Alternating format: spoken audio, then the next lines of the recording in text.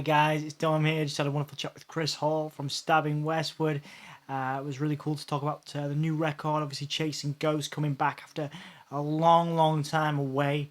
I fanboyed a little because I grew up on the band, so hopefully you can forgive me for that. And also, it's a slightly choppy audio just because of connectivity issues, but I wanted you to see Chris's studio and things like that. So hopefully you can again forgive me for that. But it was a lovely chat, and I'm really really pleased me and Chris could connect. It's bucket list one for me. And again, just to go back over the dreaming, back over Darkest Days, and I guess the history of the band a little bit. So hopefully you guys enjoy it.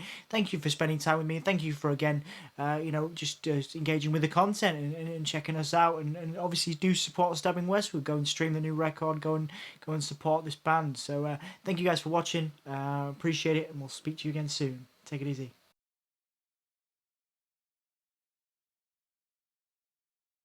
Chat.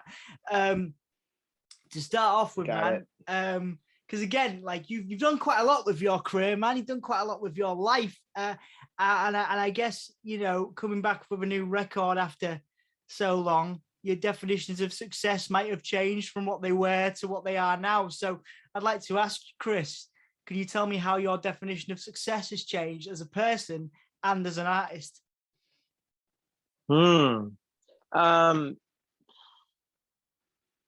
It seemed like we were successful in the early days because I got gold records on my wall, but we didn't make any money, and there was a lot of fighting and a lot of drinking, and I would say partying, but it wasn't really partying as much as it was just numbing the whatever. And so even though we were considered successful then, I'm actually happier now. So I think success is like being able to make the music you want to make on your terms, being able to release it on your terms, having the fans like it, having the fans respond positively to it. Number of units sold doesn't really mean anything anymore because it's like we're not doing it for our livelihood. It's not our job or whatever. So for me, it's really the satisfaction in making the music, and then seeing the feedback from the fans, and then getting to play a show now and again and getting that immediate positive energy back from the crowd. That to me is success. Yeah, man. Yeah, I mean that sort of answers Manet's question. What is your relationship when you look back at again who you were during, say, Darkest Days, for example? What is your relationship with that record and that time in your life? Because you can't speak for the rest of the band, obviously, but you yourself. Yeah, I mean that whole decade for me was like a big blur. It all happened it happened not fast, but it happened really fast, and it was so overwhelming in a lot of ways, but also unbelievably boring and Groundhog Day in other ways. Because you would like when we were on tour, there's one time we toured for 18 months straight, and you wake up on a bus, you're in a town, you kind of know where you are because you remember where you're going, but you just wake up and you're in a dark hallway, you pop out of your bunk, you stick your head in the front lounge, look around. You're usually in a parking lot of like an arena or something, and you're like, okay, so where's the nearest Starbucks? And arenas are never in like a cool part of town. It's always like some shady part of town, or there's just like literally nothing, or sports bars that open at 5 o'clock in the afternoon. So it was always just like this search for a Starbucks. I just want a fucking cup of coffee, and then you're basically killing time until 3 o'clock in the afternoon when your crew is finally set up your stage, and you go and you play a couple songs at sound check, and that's like literally the highlight of your day.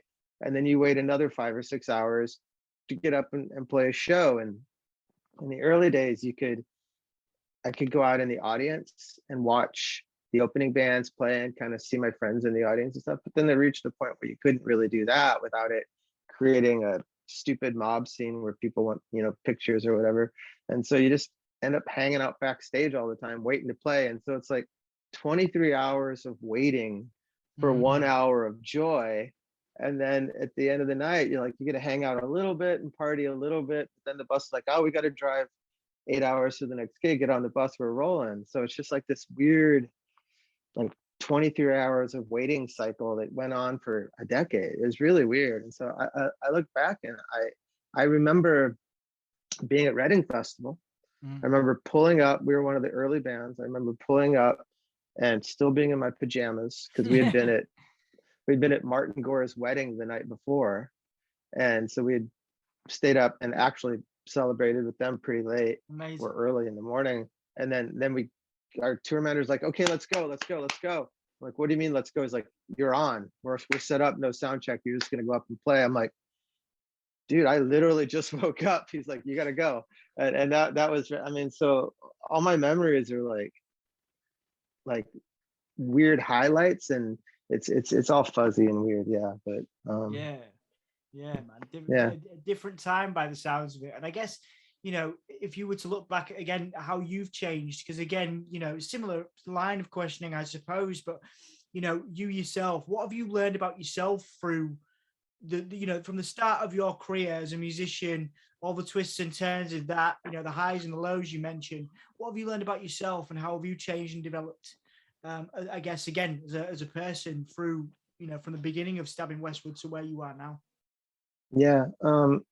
One of the things that I think a lot of people think when they join a band, or I'm sure a lot of sports guys feel this way too, when they get that contract with an NBA team or whatever, they feel like, once I've made it, then I'm gonna be this other person. You know what I mean? It's gonna fix everything. And I remember when we got our first gold record, I was like oddly super disappointed because I'd always envisioned in my mind as a kid, when I reach this point of being a rock star or whatever, that everything's going to be fucking great, And it was literally just exactly the same. I was exactly the same person, same problems, same loser, still losing, hemorrhaging girlfriends left and right. And just like, nothing at all had changed at all. I was, had sold some records,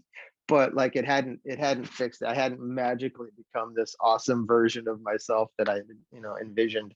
And that's when I realized, oh, this is who I am. This is like who I was as a 12-year-old is probably who I'm going to be when I'm an old man, So yeah, nothing really changes like that. Yeah. Certainly not success. Yeah. I mean, do you feel like you're a happier person? Like you said you were happier now. Like, was that a Oh yeah. process of you had to go through finishing up with Stabbing Westward, doing the dreaming, and kind of was it like a cathartic process? Like what was that process like to getting to a person where getting yourself to where you're happy? Like what was that like for you? I don't remember ever saying I was happy. Did I say that at some point? Happier, I think you said. Happier? Oh, okay. The thing that made me happy is being a dad. That for me, that changed everything. It's like I would put everything I had into music, into like writing songs, doing shows, putting together light shows and all that kind of stuff. And it scratched a certain itch or whatever.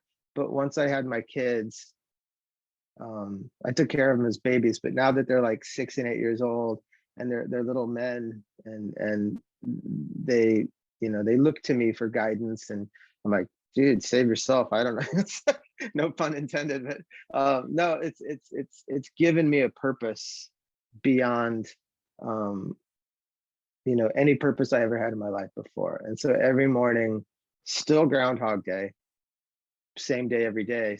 Brush your freaking teeth, dude. Just brush your teeth. That's all I'm asking. It's like not that big of a deal. Just brush your teeth.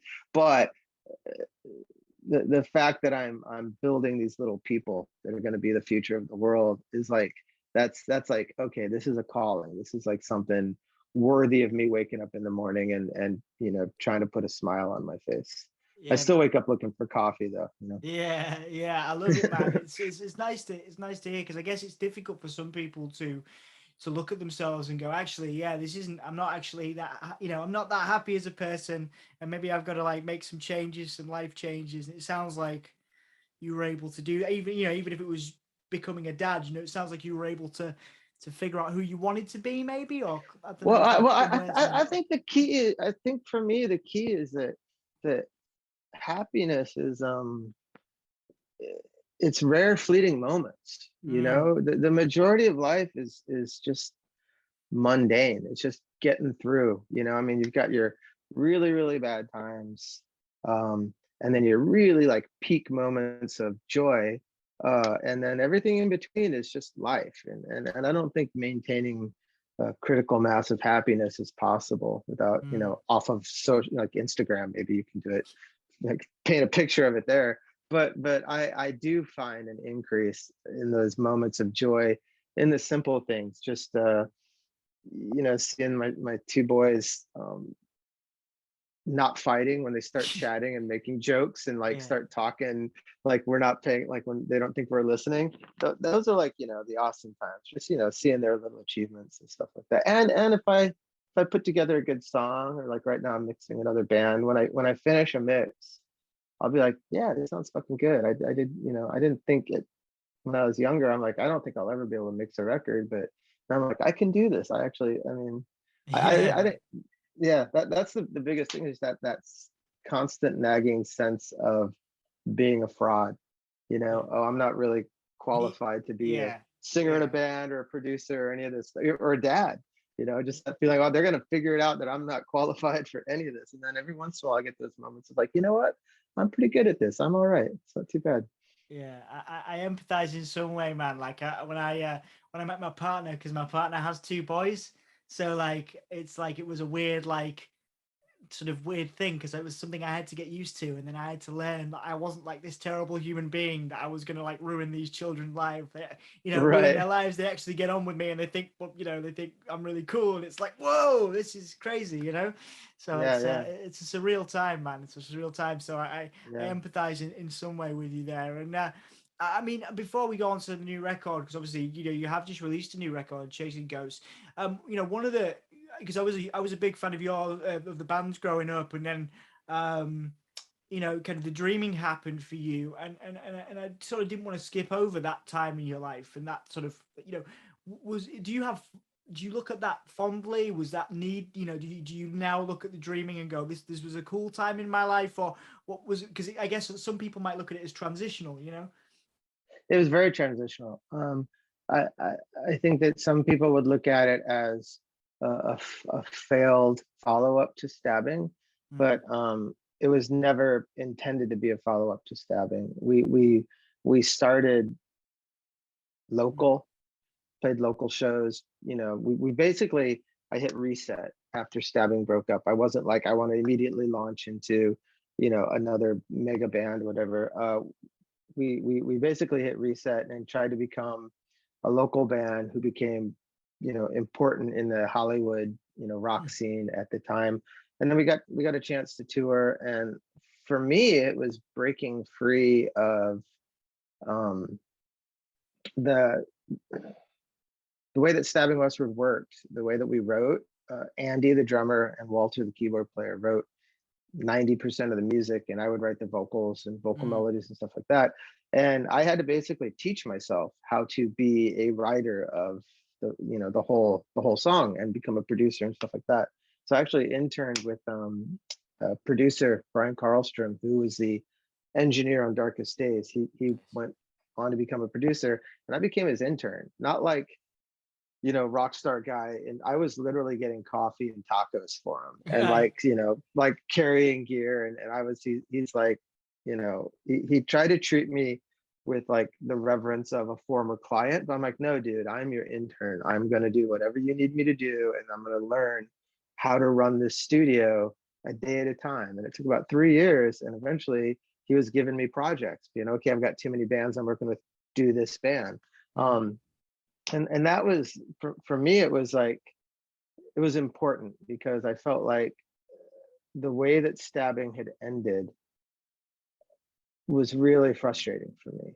We had we'd gotten to a point where the yeah. music industry was sort of falling apart. There was no money in it at that point, and we needed to dig deep, cut our expenses, get rid of the 10 guys setting up our gear and all that stuff, and just, get in a van and set up our own gear. And if we had done that, if we'd been willing to go back to our roots and grind it out, we would have made it through that like 2-year interval where things were bad. And I know this because Linkin Park ended up coming out of that 2 years later, and they were basically Stabbing Westward, modernized the way that, Mm. Chester sang and all that. So our style of music continued in Linkin Park, in my opinion.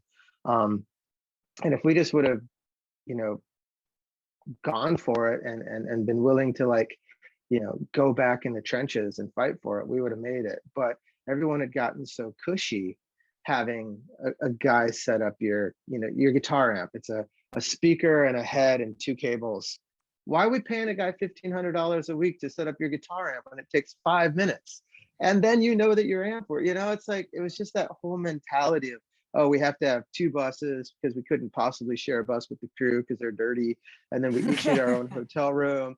And it's just like, they're just like, everyone was just getting on that like pampered rock star thing, and we couldn't afford it. We couldn't afford to keep doing it. And rather than, you know, get rid of all that and go back to just let's play music, couldn't do it. And Mm. that's what made me upset. And I'm like, okay, I'm going back in the trenches. I'm going to go back to learning the tools that I need to be next level.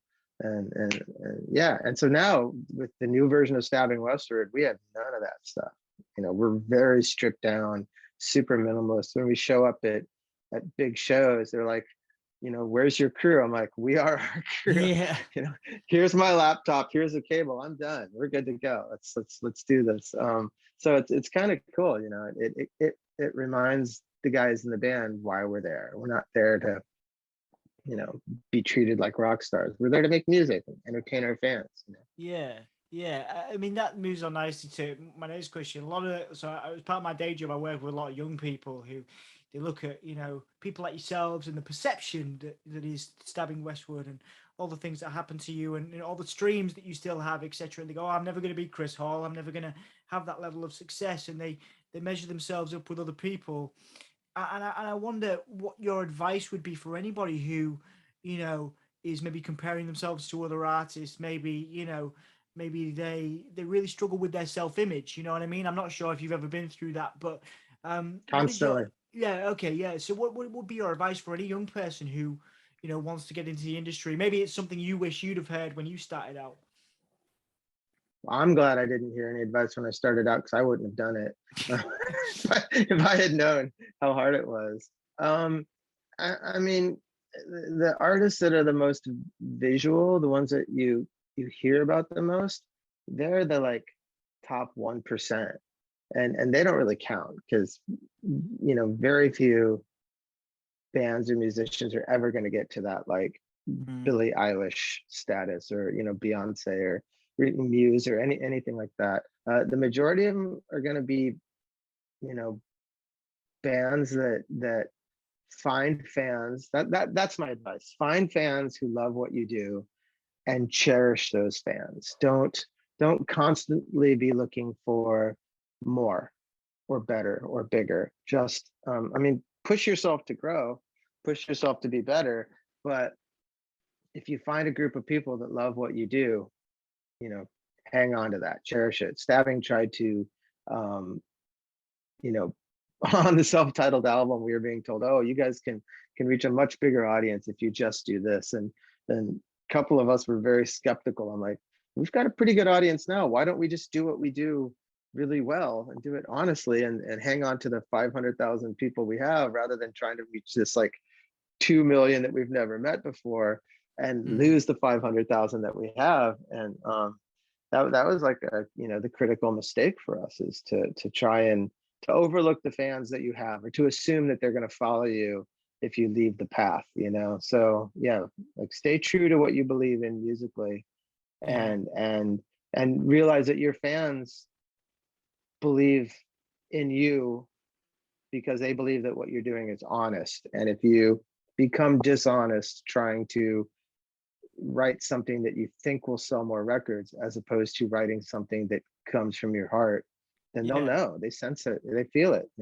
Yeah, man, absolutely. I mean, that was something that I think has resonated with a lot of fans of yours that I know, is the emotional connection within the lyrics and the sonics and what you're trying to do. And I guess, my next question is around, the sound, because Stabbing Westward, you had that, well, you still have that commercial appeal, but you're heavily rooted within that industrial culture. I noticed a couple of the festivals you're sort of booked onto a heavily industrial. Now, um, obviously, it's not my band, of course, but I'm interested in in your relationship now with the industrial music scene, because you guys were like, and you still are. You have that accessible sound, and I guess most people would be like, well, this is more accessible than this hardcore industrial festival that they, so I'm interested, like, is it just you have a passion for that sound, or is it, I mean, that's where the fan base is, like, what is your I relationship to industrial now? I don't know. I mean, when we started the band, yeah, we were industrial, and that's what we listened to, and that's what we set out to be. Mm, But even by the time the first album came out, we were already not that. We were already more of a rock band with more pop. See, I don't want to say pop songs because that's like Maroon 5 or something. But like I do like to write good hooks and good Matt, choruses. I think you've written some I'm not, I don't think it's a dirty word, man. I think you've written some cracking Yeah, pop songs.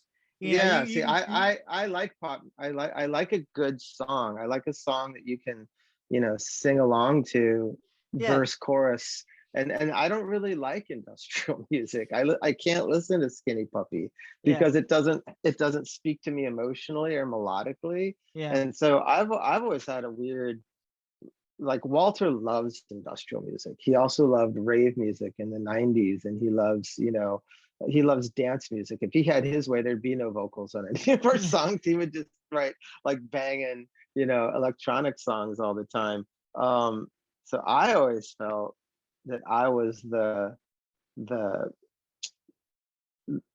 I wasn't the strength of the band. I was the weakness of the band, because it's like they've got this killer metal industrial band, and then they've got, Journey singer or like Depeche Mode singer, singing on top of it. I always felt like I was like, it's like, okay, we got a Skinny Puppy with Adele Yeah, singing on top of it. It's like, what is that? But I've come to learn as I've gotten older that I am a strength in the band. That it's my absolutely. melodies, and the fact that I'm willing to take what's inside me that hurts and just put it right on the table. I don't hide it. I don't sugarcoat it. It's like, this is what I'm feeling. Let's see if anyone else feels this way too. We're not a great industrial band, but we're a great band because of that. It's what makes us different and special. And I don't think our fans are industrial fans. I meet a Yeah, lot of our fans now, and they're just regular people who just seem to have emotionally connected to it. So I see it, absolutely. industrial people. I'm like, these people are never gonna like us. Like, it's never gonna happen. But Yeah, I just, because I saw you were booked on this, like, to headline this like really heavy industrial festival coming up in the US, and yeah, I was yeah, I was yeah, like, yeah, because I never saw you in that light, and I mean, I remember, like, I think the thing is just me, as someone that's listened. I think the emotional connection and the stuff that you're saying is very relatable, and I think that that's what, to a multi to age groups across the board. If you're 16, you can get it, or you probably can get something, and if you're 45, you could probably get something. And yeah, yeah. I always really responded to that, and I think that, I always, like, I always thought it was, you were like a rock band but with pop sensibility, with pop and Yeah. industrial sensibilities. So the reason why I asked that question is because I saw you headlining this festival, because I was like, oh cool, what's happening with you guys tour wise, and I was like, wow, that is like, because you've got these, like, hardcore, like Grendel and all that other Yeah, stuff. And I'm like, yeah, wow, man, but it's cool, it's interesting, isn't it? To put yeah, yourself in those yeah. We're environments. we're doing we're doing a Sinners Day in Brussels too, which Oh, is nice kind one. of an industrial, you know, uh, kind of dark wave sort Yeah, of thing as well. And I mean, Front 242 is playing the night before us, and I think we're playing with Aesthetic Perfection, which is yeah, very industrial yeah, driving, yeah, and we'll be opening for them. But it's like we just get up and do what we do, and yeah, we're man. almost kind of like a brush of fresh air, Absolutely. a breath of fresh air. Absolutely, man. Absolutely, and I think that's, it's just fascinating.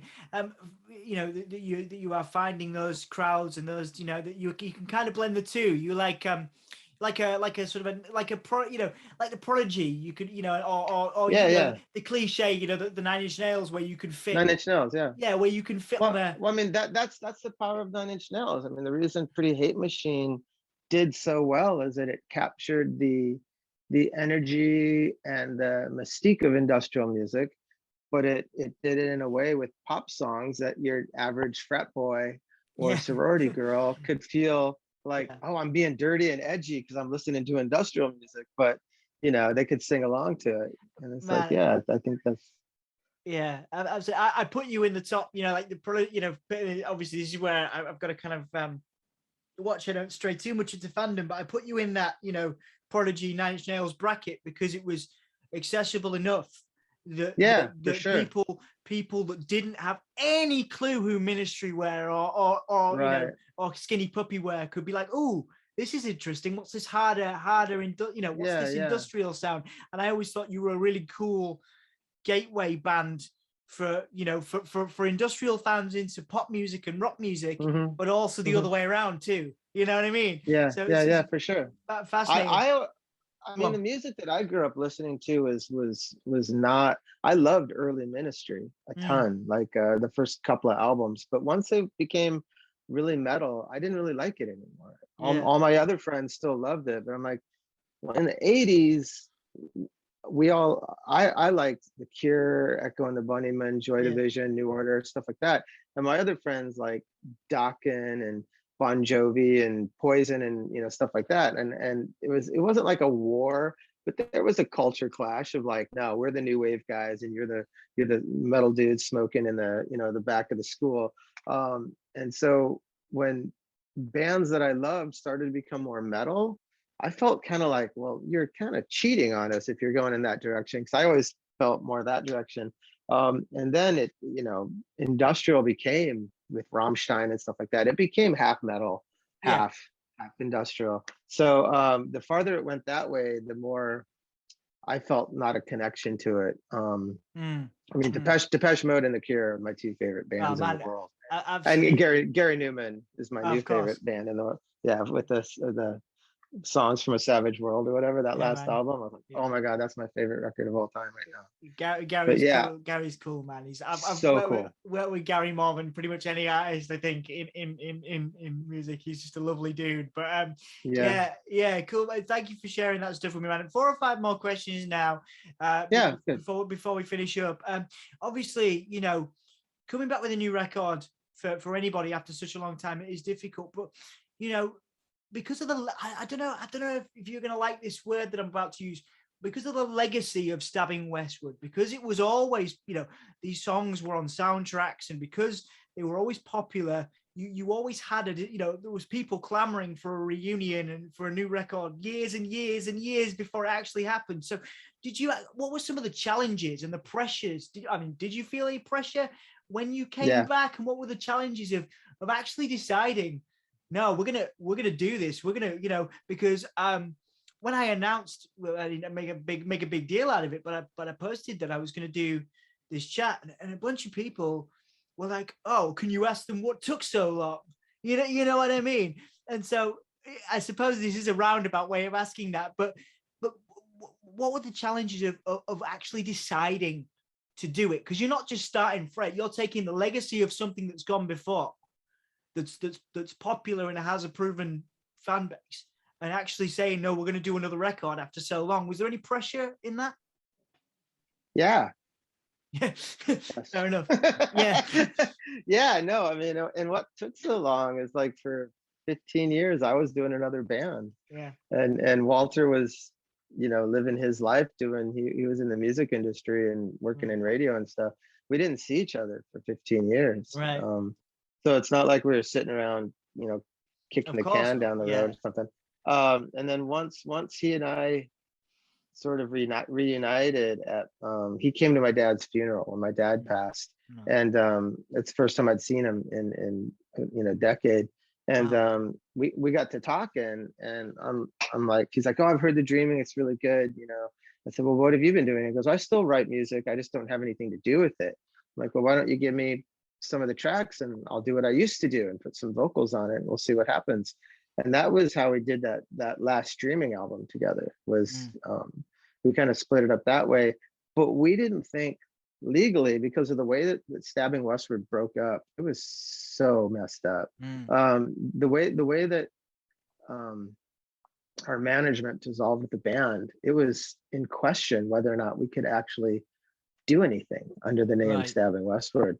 So for a couple of years as the Dreaming, we were basically just trying to do Stabbing Westward, he and I, and then, but under the moniker The Dreaming. Mm. And then we got offered a gig from Cold Waves Festival to Yeah. do a pre-festival party. And we're like, we're really nervous about it. I called lawyers and I sent them, stuff. And they're like, I don't really see any problem. Did you guys start the band? Like, yeah. It's like, did you guys name the band? We're like, yeah. It's like, yeah, I don't really see any problem. He's like, have you tried calling the other guys in the band and see if they have a problem with it? Like, I never really thought of that because everyone was so mad at each other Mm. when the band broke up, but it's been 15 years at this point. So we just sent out an email and I said, do you guys want to do any shows? And they're like, no, we're too busy, but go ahead. And so then we just Awesome. sort of had their blessing, and so we started playing shows. And at first we were very legacy, and that is Mm. that is a dirty word. It's a Yeah. word I don't want to have. It Okay. is, Yeah. Okay. because legacy bands are bands that play casinos and county fairs and play their top, their hits, and they don't play anything new, and nobody wants to hear anything new. They just want to Yeah. hear the hits. And that's what we didn't want to do. But at the same time, it's what we were doing. So people Right. were hiring us to play, festivals and shows, and we didn't have any new music. So we would play a collection of our hits, and then each time a year would come around, it would either be the 20th or the 25th anniversary of some album. When you have that many, it just rolls around like every year. Like, okay, well, let's play this album, let's play that album. And then people were clamoring. They're like, oh, play a new song. When are we going to get new songs? We're going to get new Mm. songs. And in my mind, I wasn't convinced people wanted new material, because Right. I'd been in the Dreaming for 15 years, and playing new songs that people haven't heard before is really hard. It's really Mm. hard work. You can't, it's hard to play a show of songs people have never heard before. You're basically an unknown band at that point. And so when we started to add, I think, Dead and Gone, we did a Dead and Gone EP. The first time we Yeah. played that in front of people, we're like, you guys want to hear a new song? And everyone went crazy. We started playing it, and almost immediately people's heads went down and they started playing with their phones. And, all I could see is like Yeah. light glowing on people's faces as they look down. And it's because it's a new song and they don't know it. And people become so lazy, that Yes.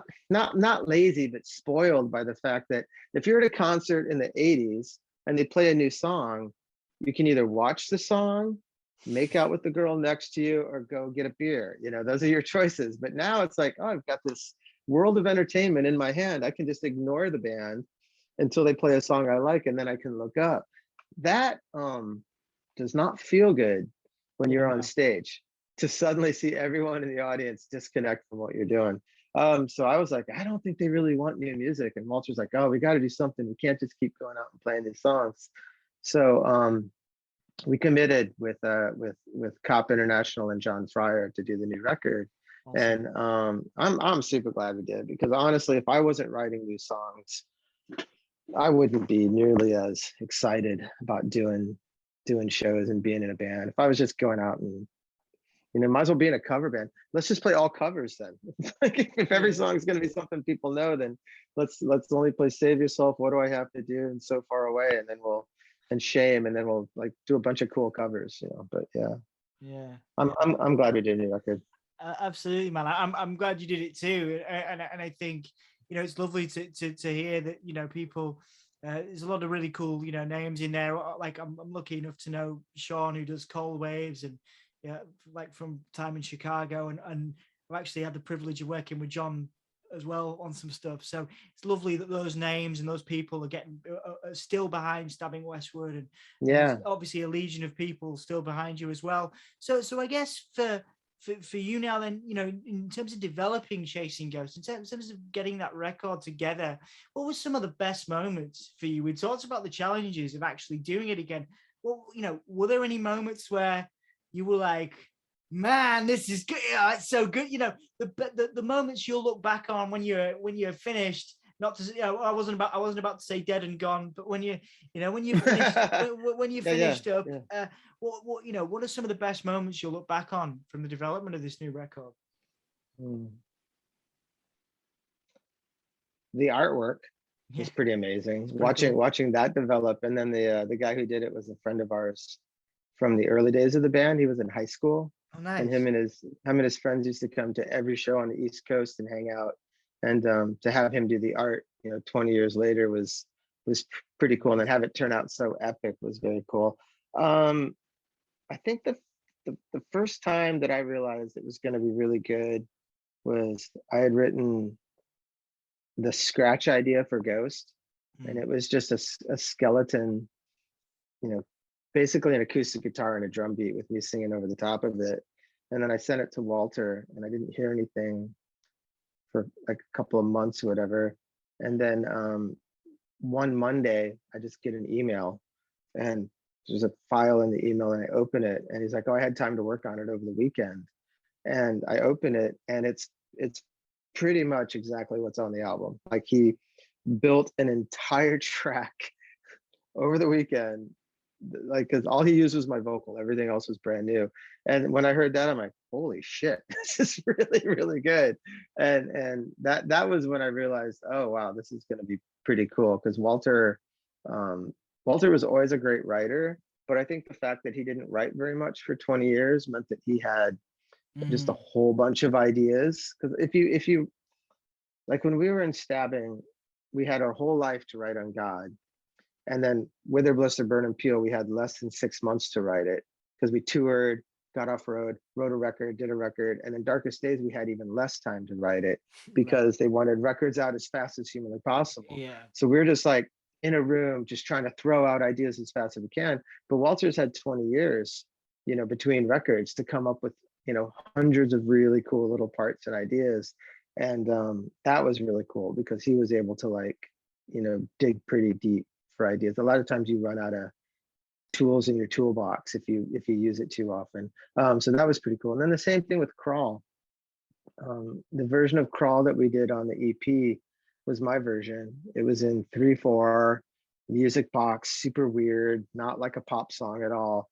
And then John Fryer was like, "Yeah, I don't really get it. I don't really I don't like it feeling like a waltz." He's like, "It doesn't feel like a song that should be on this record." And Walter and I were talking about it, and I'm like, "I got this weird idea. What if we put it in 4/4 and we do it like brand new?" Like, he's like, "Well, how are you going to sing the song in 4/4 if it's sung in 3/4?" I'm like, "Let me figure that out." So I would sit, I would actually walk. I was walking my dog. That's where I do most of my writing. And I'd be walking, and I would start to like stomp in 4/4. And I would try and like sing the song that's in 3/4. I would die for you, 1, 2, 3, 4. Yeah. An ocean, I cried for you. That's all in 3. I'm like, how can I do this in 4? So I would start, like, I'd get a beat in 4 in my head, and then I would try to sing over the top of it, and then I would slip into 3. I'm like, no, no, no, no, no. And then I did it, and I recorded it into my phone while I was walking. And I finally got it so that you could hear me like, singing, and then like Yeah. tapping on my chest at the same time. And I sent it to Walter. I was like, yeah, I can work with that. And then same thing. It took about 2 weeks. I didn't hear anything. And then that entire track that's on the album, he just did it. Like, just, he Amazing. doesn't like do it partly and like, what do you think of that? And he just does the whole thing. Carves Mount Rushmore. Yeah. Doesn't sketch it out on paper, and yeah, those were the magical moments where you could hear, like, you're like, oh, I don't know, click, the two pieces click together perfectly. Like, okay, that's gonna work. Yeah, Yeah, man. those are pretty cool. Beautiful, and it's great to hear, man. I'm so excited for you. And before we talk about the future and what you've got coming up and the plug-in bit of the interview, I wanted to ask you, about your motivations outside of music. You mentioned your kids, obviously, but what about, like, people, places, other people, places, music, other music, movies, anything like that that really inspires you outside of the musical sphere? We travel a lot. Me Mm. and my family travel a lot. We have a place over in Maui that we go to Oh, lovely. as Yeah. often as you can, and then we like to go skiing a lot, and we've been to Alaska, going back up to Alaska. Oh, amazing. The kids like hanging out on the glaciers. We're like, Yeah. let's go see the glaciers before they go away. So yeah, I mean, a lot of what we do is basically trying to show them as much of the world that's left Mm. while it's still here. Um, we don't watch a whole lot of TV when we do. It's Ninjago Yeah. and Yeah. like Yeah. a lot of Pokemon going on right now. Um, um, yeah, I don't get to read as much. Pretty much all I do is music. I have hang on, I'll give you a little tour. Yeah. So this is I have a lot of keyboards, many keyboards. I have a wall of guitars. Pretty much this is my I have a drum kit that's being used to hold my clothes. It's Yeah. kind of like most people have a treadmill that they put their clothes on. I have a drum kit that my clothes sit on. Um, my room's a mess. I am a slob, It's which all is good, man. Don't worry. okay. It's the Artist, creative, artist slob. the nature of the Yeah, that's how I, creative. that's how Yeah. I, that's how I roll. I know where Yeah. everything is. Yeah. Um, yeah, so mostly that. Karate, huge Yeah. deal for us. The whole family does karate, all four of us. And I'm going for my red belt in July, which is Amazing. a one step below black belt.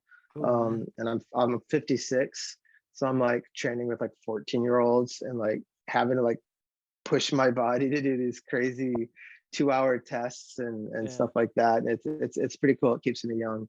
Yeah, I mean, we just life. Just I don't know that I'm inspired very much. I just wake up every morning and get them to school and then come in here and make music every Yeah, man. single day. Yeah, man, it's good, and I guess that moves you on nicely to my next question. Obviously you've mentioned a song. You're working on some stuff. Like, obviously there is a record out there, and that, people can check Mhm. that out. But are you still working on you stuff for yourself as well as stuff for other people? Because I know you're mixing other people as Not well. right now. Not at Cool. the moment. I did a whole bunch of remixes during COVID. Mm. Um, it was something I was dabbling in, and then all of a sudden it started to snowball when people couldn't play shows. They were like, oh, let's. So we started remixing each other's songs. Different. I Yeah. would swap with bands and stuff like that, and then that kind of spiraled into a little side business where people were hiring me to do remixes. And then one of the band I did 2 or 3 remixes for asked me if I could mix their album. I'm like, oh, I've never done that for anything other than my own stuff. But Mm. yeah, let me see what I can do. So I did a couple of mixes, and they liked them, and I kind of liked them. But I was like, just doing it all inside the computer, I kind of want it to sound better. So then I bought an SSL console. Nice. Like, oh, that sounds better, but now I feel like I need some outboard gear. So I bought some EQs and I bought some compressors, and then it just started snowballing. And then it's like, oh shit, I have a mixing studio now. So um, I got 2 more bands lined up to mix after this band. So that's kind of cool. And that's fun because you get to take everything that you know and everything I've learned, and I get to apply it to someone else's music and like Yeah. try and pull the best out of their songs. And I've been lucky enough so far that the bands that I've worked with are cool with me saying, this is a good song, but what if we did this? What if we tried this? What if, and they're like, oh, that sounds cool. I've worked with other bands that don't want you to change Yeah. anything. Don't touch my perfect song. Well, then, why give it to me if you don't want me to do anything to it? So Yeah. I've been really lucky to work with people who are open to it, and it gives me like a chance to, I don't know, kind of be like a teacher, kind of like share everything that I've learned, and that's fun. Feels Absolutely. good. Absolutely, man. And I mean, in terms of anything you want to plug, any bands you want to plug that you're allowed to, anything you want to promote. Obviously, the new record out for Stabbing Westward, but yeah, any bands that you're currently working with, or anything that you've got going on Yeah, that you want to tell I'm people I'm about. I'm working with a band called The Hunger out of Texas, and they Nice. they had a big industrial hit in the early '90s, same time as us, called Vanishing Cool. Cream. Okay, cool. I remember playing with them in like '94. and they're still putting out music, and we're doing a new album for that. Unit Code Machine is one of my favorite industrial bands that I'm doing a record with Eric. That's going to be fun. Um, yeah, and then we did the song for Ukraine, the Beatles track for Ukraine on Cop International, Come Together. I sang on that one as well. So if you haven't picked that up, check that out. Definitely, man. Definitely. Look I'm forward to not big on doing it. plugging stuff. It's And okay. and Sinners Day is the only European show we're going to do this year. First European show in 20 years. So if Man, you can make it over to Brussels, go for yeah, it. that's huge, man. That's gonna be massive. And I guess that is it leads me on to my final question. Obviously we're in the UK, but so for the UK and the wider world, what is your message for the people that have supported you through your career and will continue to do so as you carry on making music and creating? Well, thank you. I mean, obviously, thank you, because if we didn't have music, doesn't exist without ears to listen to it. So Mm, without fans, there's no really point doing it. But yeah, I mean, we really, really want to get over and play the UK again as soon as COVID clears out. We're hoping to put together a week tour. Do like 5, 6 shows. That would be awesome because we made a lot of friends there when we were amen. there in the '90s. So it'd be great to come back. Absolutely, man. Absolutely. Well, count me in. Yay! I've never been able to. I always promised Sean I would get over to a cold waves, but I've never actually been able to do it. Well, not Oh yet. yeah, So I've not seen you live yet. So I'm looking forward to it one day. So yeah, definitely yeah. count me in for those shows, man. They should do And cold. They should do Cold Wars London. they That'd be they, they, they, awesome. they, they should yeah. Like I say, I don't know how again the production costs etc. But I'd love to see it. I'd love to see it if it was doable. But yeah, man. Thank you so much for making the time for me, and Oh, pleasure. and it's been awesome to speak to you. I appreciate it. No worries, man. Thanks.